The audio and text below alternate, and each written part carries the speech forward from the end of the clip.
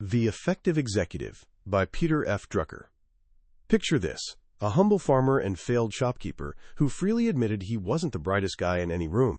When fate thrust Harry S. Truman into the presidency during the dying days of World War II, nobody expected greatness. Yet this Missouri everyman became one of America's most impactful leaders. Truman had dreams when he took office. Big dreams about finishing the social reforms that war had interrupted. That's what fired him up, what he planned to pour his energy into. Then he paused and asked himself one deceptively simple question, a question that would reshape not just his presidency, but the entire post-war world. He didn't ask, "What do I want to do?" Instead, he asked, "What needs to be done?" The answer hit him like a freight train. The world lay in ruins. Foreign policy couldn't wait. So this man, who knew practically nothing about international affairs, started each morning getting schooled by his secretaries of state and defense. He shelved his pet projects and zeroed in on the one contribution only a president could make. What followed? The Marshall Plan, which didn't just rebuild Europe, but ignited 50 years of worldwide prosperity. The strategy that contained communism. A legacy that screams effectiveness. Truman's transformation isn't just a feel-good history tale. It's the living, breathing embodiment of one of the most powerful books ever written on getting things done, The Effective Executive, by the legendary Peter F. Drucker. Drucker wasn't some ivory tower professor theorizing about management. For over 65 years, he sat in the rooms where it happened, advising top CEOs, presidents, and nonprofit leaders. He saw what worked and what flopped in the real world. After observing countless leaders in action, he reached a conclusion that shocked even him. Effectiveness has almost nothing to do with charisma, brainpower, or raw talent. In all those decades, he never encountered a single person who was born effective, not one natural. Instead, he discovered something far more encouraging. Effectiveness is a discipline. It's a habit. It's a collection of straightforward, learnable practices that anyone, yes, including you, wherever you are right now, can master. This book has sold millions of copies and guided leaders at powerhouse companies like Amazon, Intel, and General Electric for one beautifully simple reason: its lessons work, and they never get old. So here's what I'm offering you today. By the time we finish this journey together, you'll understand the 5 essential practices that separate the perpetually busy from the genuinely effective. You'll discover the secret to transforming your hard work and good intentions into actual, measurable results. This isn't about grinding harder. It's about working smarter on what truly counts. This is the art of getting the right things done. What exactly is an executive? You probably imagine some suit in a corner office running a massive corporation. But Peter Drucker painted a much broader and frankly more empowering picture. He said an executive is any knowledge worker, manager, or individual contributor whose work materially affects their organization's performance and results. In today's world, that's practically everyone. The student coordinating a group presentation. The developer writing code. The junior marketing person crafting a social media strategy. If you're expected to use your brain more than your hands to accomplish something, congratulations. You're an executive, and your job is to be effective. But here's the catch. The very fabric of modern life seems engineered to sabotage our effectiveness. Drucker identified 4 brutal realities constantly pulling us off course. First, your time isn't really yours. It belongs to everyone else. Your phone pings, a friend needs help. Deadlines appear out of nowhere. Second, you're stuck in constant firefighting mode, dealing with today's crisis instead of thinking about tomorrow. Third, your contribution only matters if others use it, but those people are often in different departments or areas where you have zero control. Finally, you're trapped inside your bubble, your school, company, or team, slowly losing touch with the outside world, which is the only place where results actually exist. We fall into the busy trap. We confuse activity with accomplishment. We become incredibly efficient at doing things that might not matter at all. Drucker gives a perfect example: an engineering team that churns out gorgeous, detailed blueprints for completely the wrong product. That's efficiency perfected with zero effectiveness. So how do we escape? How do we become effective in a world designed to scatter our attention? Drucker says it starts with the first of 5 practices, the absolute foundation of effectiveness, learning to manage your time. But not how you might expect. Effective people don't begin with planning. They start with something far more humbling. They find out where their time actually goes. Drucker tells this fascinating story about a company chairman dead certain he split his time equally across 3 areas: time with senior executives, time with major customers, and time on community work. This guy prided himself on his memory, so they ran an experiment. For 6 weeks, his secretary tracked everything he did in detail. The results blindsided him. The record showed he spent almost no time on those 3 key areas. His memory had basically lied to him, showing him doing what he thought he should be doing. Reality?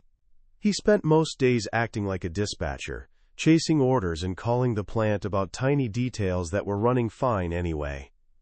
He was interfering, not helping. It took several more time logs to finally convince him that when it comes to time, memory is worthless. You need the record. This is step 1 for anyone serious about effectiveness. For a few weeks, log your time, not from memory at day's end, but right as you're doing it. A simple notepad works fine. The goal isn't self-judgment, it's truth.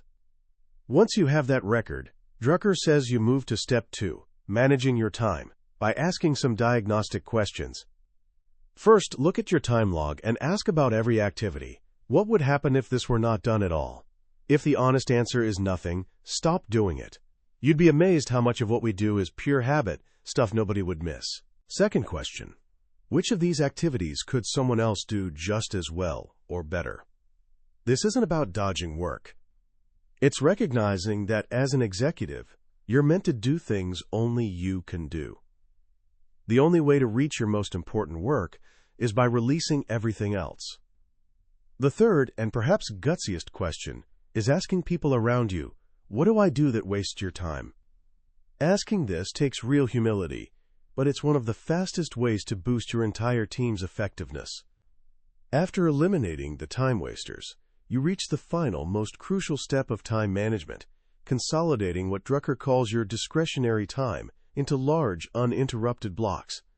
He argues that any meaningful knowledge work, writing a report, thinking through strategy, preparing a major presentation, needs a substantial, uninterrupted chunk of time. Trying to do it in 15-minute bursts between meetings is pointless. You spend the whole time just remembering where you stopped. As he puts it, small dribs and drabs of time are no time at all. Drucker shares the story of a wildly successful bank president he worked with. Their meetings always lasted exactly 90 minutes, never more, never less. When Drucker asked why, the president explained he'd discovered his attention span maxed out around 90 minutes. Any longer, he'd start repeating himself. Any shorter, he couldn't dive deep enough to truly understand an issue. During those 90 minutes, 0 interruptions. His secretary had ironclad instructions, no calls except from the President of the United States or his wife. As he said, the president rarely calls, and my wife knows better. I have yet to come across a crisis which could not wait 90 minutes. This man had cracked the code. He consolidated his discretionary time into usable blocks, where he could be genuinely effective. Whether you do this by working from home one morning weekly, or scheduling all meetings on 2 days while keeping 3 free for deep work, the principle stays the same. Find your discretionary time, then guard it fiercely. Mastering time is foundational, but it's only the start. Once you've carved out these productive blocks, you face a deeper question. What do you actually do with that time? This brings us to Drucker's second practice, focusing on contribution. The effective executive constantly looks up from their work and outward toward goals. They're always asking, what can I contribute that will significantly affect the performance and results of the institution I serve? Notice the wording. Not what's my job, not what are my tasks, but what can I contribute? This tiny shift changes everything. It moves your focus from effort to results. from your narrow silo to the whole organization's performance. Drucker tells of a management consultant who'd start every new assignment by asking senior executives one by one, "What do you do that justifies your being on the payroll?" Most would answer with their authority or effort. They'd say, "I run the accounting department," or "I have 850 people under me." They focused downward on what they controlled. But a rare few answered differently. They'd say, "It's my job to give our managers the information they need for right decisions," or "I'm responsible for finding out what products customers will want tomorrow." These people focused upward on their contribution to the whole. They were the ones with true top management mindsets, regardless of their actual titles. This focus on contribution can completely transform a job. Drucker gives this wonderful example of a new vice president at a large bank, heading what everyone considered a boring back-office department called agency. This department handled clerical tasks like maintaining stockholder records and mailing dividend checks. All about precision and efficiency, nothing exciting. But this new vice president asked, what could this department contribute? He realized his work put him in direct contact with top financial executives at the bank's biggest corporate customers, the very people deciding where to do all their banking. He saw his department's greatest potential wasn't as paper pushers, but as a sales and marketing force for the entire bank. By focusing on contribution, he transformed a forgotten corner into a growth engine. Drucker explains every organization needs contributions in 3 key areas. First, direct results, sales in business, patient care in hospitals. Second, building and reinforcing values. What does this organization stand for? There must be standards, shared commitments. He tells this beautiful story of a new hospital administrator who, after a long meeting where everyone thought a decision was settled, heard a nurse suddenly ask, "Would this have satisfied Nurse Bryan?" Nurse Bryan had retired years earlier. She'd never even been a supervisor. But whenever a patient care decision came up on her floor, she'd always ask, "Are we doing the best we can to help this patient?" Over time, the entire hospital adopted what they called Nurse Bryan's rule. The standard she set, her commitment to a value, outlived her and kept making demands on people technically her superiors. That's a contribution of value. The third contribution area is building and developing tomorrow's people. An organization that can't produce its own future leaders has failed. The executive who focuses on contribution naturally develops people. Because they set high standards, they demand excellence not for ego but for the task. And people, especially knowledge workers, grow according to the demands they make on themselves. So you've taken control of your time and oriented yourself toward contribution. But how do you actually deliver? You can't do it alone. You need to mobilize the strengths of people around you. This leads to the third practice, making strength productive. This, to me, ranks among the most profound and humane ideas in all of management thinking. The effective executive knows you can't build on weakness. To achieve results, you must use all available strengths, your colleagues' strengths, your boss's strengths, and your own strengths. These strengths are the real opportunities. An organization's unique purpose is making human strength productive while rendering human weakness irrelevant. Drucker opens this discussion with one of history's greatest leadership stories. During the Civil War's darkest days, the Union Army kept struggling. President Lincoln had appointed a series of well-rounded generals without obvious flaws. They kept losing. Meanwhile, Confederate General Robert E. Lee staffed his army completely differently. Every one of his generals had monumental, glaring weaknesses. But Lee saw those failings as irrelevant. He knew each had one area of incredible strength, and that's the only thing he used. Finally, Lincoln learned this lesson. He found a general rumored to drink too much. Certainly not well-rounded, but he knew how to plan and lead winning campaigns. His name was Ulysses S. Grant. When people complained about Grant's drinking, Lincoln famously replied, "If I knew his brand, I'd send a barrel or so to some other generals." Lincoln chose Grant for his strength, not his lack of weakness, and that decision turned the war. This is effective staffing's core principle. Don't look for people to avoid weakness. Look for people to maximize strength. Drucker believed the whole idea of a well-rounded person is a recipe for mediocrity. He said, "Strong people always have strong weaknesses too. Where there are peaks, there are valleys." The executive, always worried about what people can't do, is weak themselves, probably threatened by others' strength. But as Drucker wisely notes, no executive has ever suffered because his subordinates were strong and effective. So how do you practice this? Drucker lays out 4 clear rules. First, guard against the impossible job. These are jobs that look logical on paper but defeat one good person after another. Drucker's rule is simple.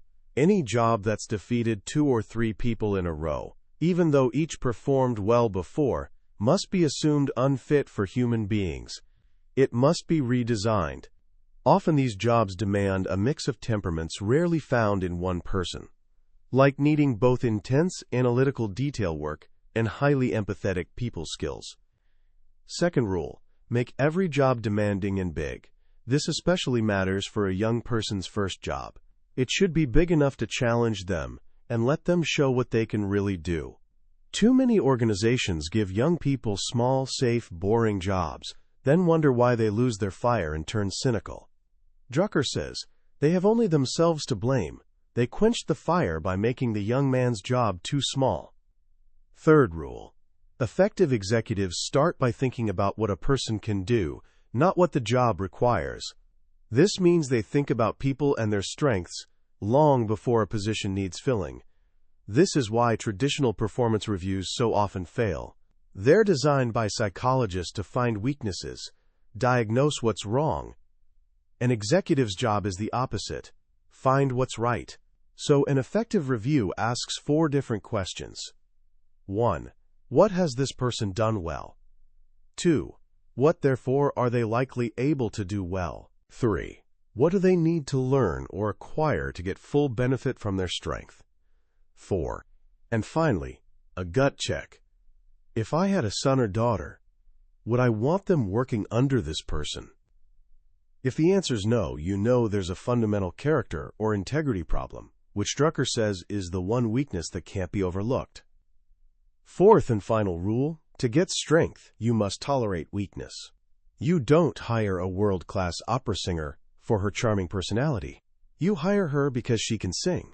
The manager's job is tolerating her tantrums, so she can deliver that performance.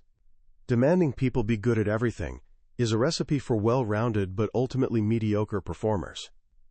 This principle of making strength productive doesn't just apply to subordinates, it also applies to your boss. This answers the age-old question, how do I manage my boss? The secret, Drucker reveals, is that effective executives make their boss's strengths productive. This isn't flattery, it's recognizing your boss is human, with strengths and limitations. Your job is enabling them to do what they do well, which in turn makes you effective. So ask, what can my boss do really well? What does he need from me to perform? Then present your contribution in a way that plays to that strength. Is your boss a reader or a listener? It's simple but critical. A reader needs a report to study before meaningful discussion. Talking first wastes time. A listener needs to hear you verbally work through issues before they can grasp them. Handing them a dense report first is equally useless.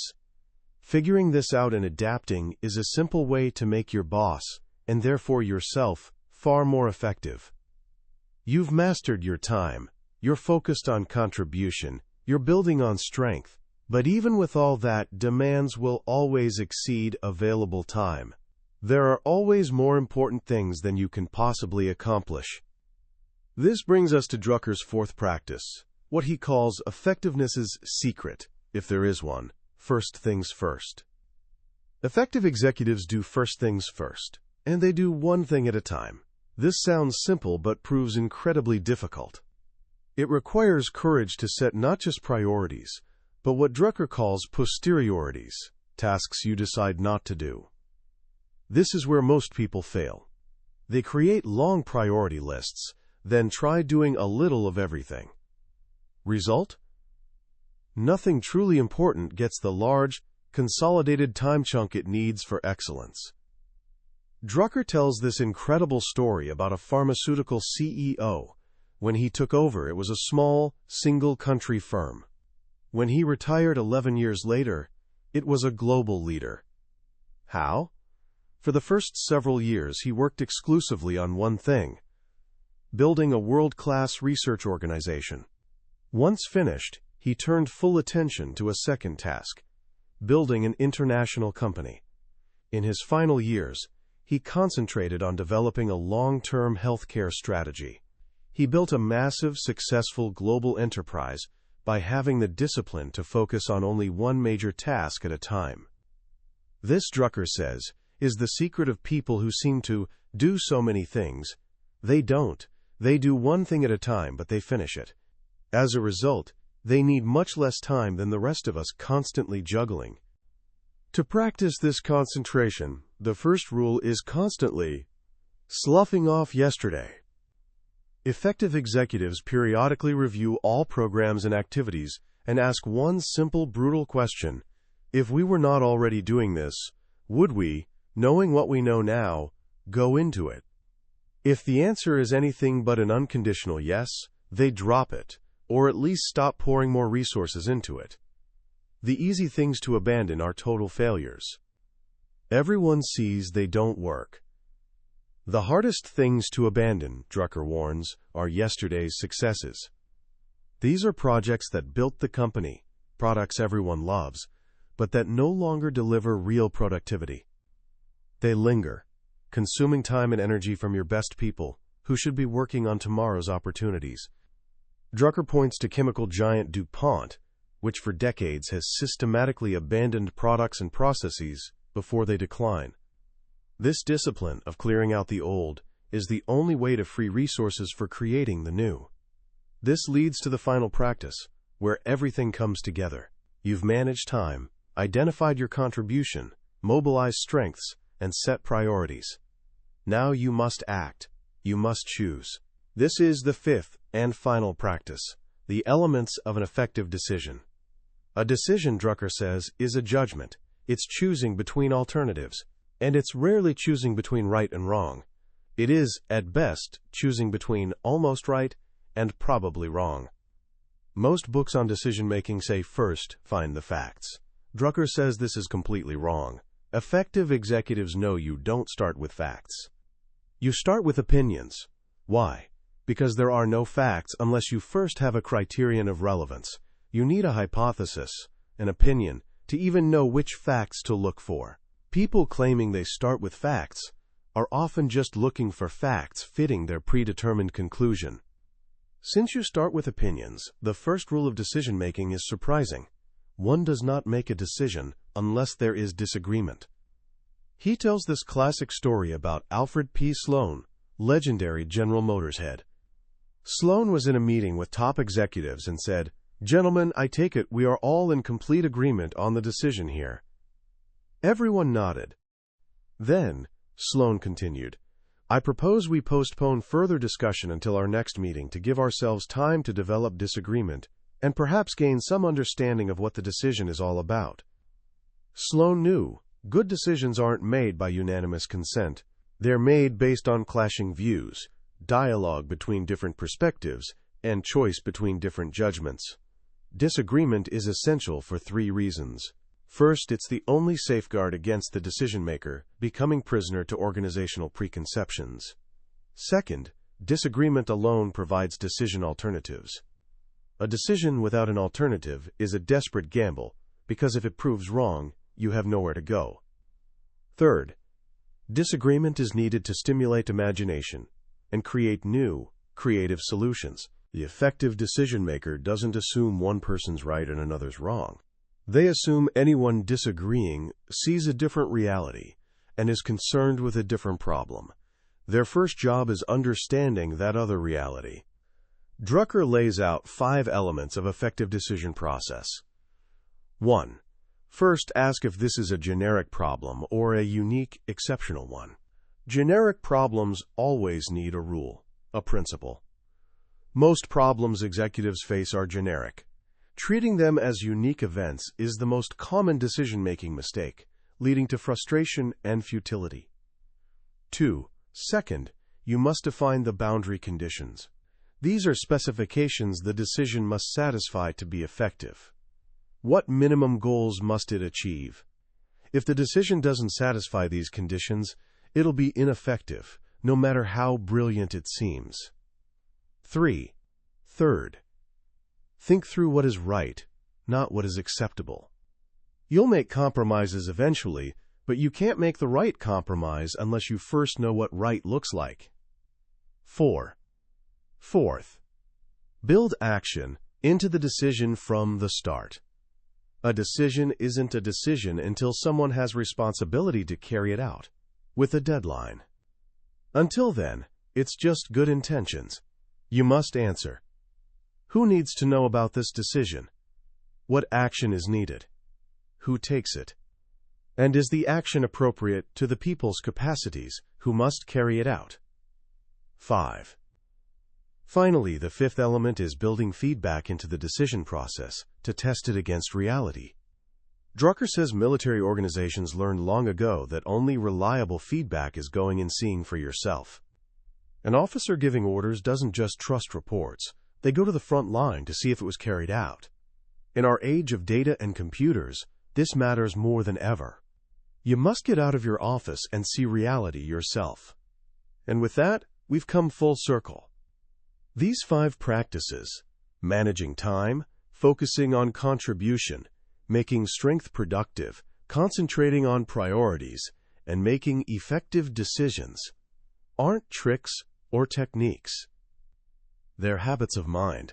They form a coherent whole, an integrated discipline. This is Drucker's ultimate message. Effectiveness isn't something you're born with. It's a set of practices. And practices can always be learned. As we step back and look at The Effective Executive, it's astonishing, realizing it was first published in 1967. In a world obsessed with the latest productivity app, the newest life hack, the next big thing, Drucker's wisdom feels more urgent and relevant than ever. Why? Because he doesn't offer tools, he offers a mindset. Our modern world screams for attention. It pulls us in 1,000 directions, promising if we just get more organized, just find the right system, we can finally get everything done. Drucker's quiet, profound wisdom offers a different path. He tells us the goal isn't getting everything done. The goal is getting the right things done. And that's a fundamentally different challenge. For me, the most powerful and liberating idea in this entire book is that effectiveness is a discipline that can be learned. It's not a gift reserved for a select few. It's not about personality. The quiet introvert can be just as effective as the charismatic extrovert. This is an incredibly democratic and hopeful idea. It means the ability to make real impact is within reach for every single one of us, provided we're willing to do the work, to practice the habits. The concept of setting posteriorities, deciding what tasks not to tackle, is a true superpower in the 21st century. We live in an age of infinite choice, infinite information, infinite demands. The person who succeeds isn't the one juggling the most balls, but the one with courage to let most of them drop, so they can focus on the 1 or 2 that truly matter. That requires courage more than intelligence, and it's a lesson that can change the entire trajectory of a young person's life and career. Finally, the idea of making your boss's strengths productive is a secret key to success almost never taught in school or the workplace. Young, ambitious people often see their boss as an obstacle to reform or a limitation to overcome. Drucker shows us a better way.